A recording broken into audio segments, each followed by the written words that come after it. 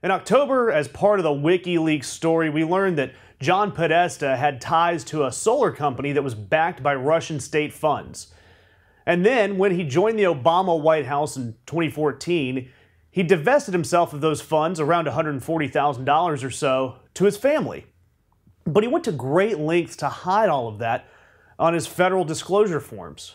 Now, why is this a big deal when this happened before the election?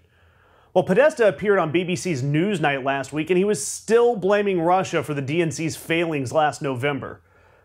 And it's apparent that he's still trying to deflect blame from the DNC for the defeat. The election's over, and it's time for the DNC to learn why they lost and figure out how to correct their failings. Instead, they're playing this blame game, and his buddies in the press are buying it. My experience is that there's always three competing interests at work in any given issue. You have the folks on the left, the folks on the right, and then you have the government. I don't like Trump at all, and I also don't like the DNC. Dirty politics is dirty politics no matter what side you're on, and the more we're looking into the Russian scandal, the more it becomes apparent that it's an illicit affair between our country and Russia that goes way deeper than one party or one president. And all of this just goes to prove that the whole thing really isn't about Russia. If it were, we'd be calling for Podesta's head over this. Instead, we're still blaming Trump somehow for the DNC losing Senate seats.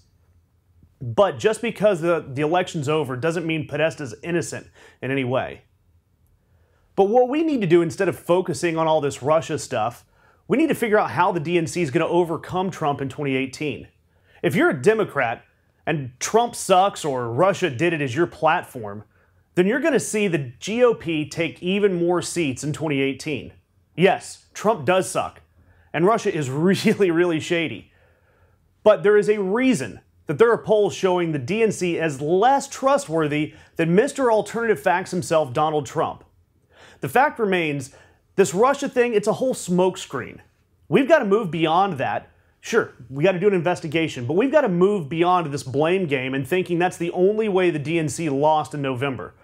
If we want to overcome Trump and the GOP, we're going to have to do a lot more in 2018. If you like this video, make sure you like, comment, share, and most importantly, subscribe to our YouTube channel if you haven't already.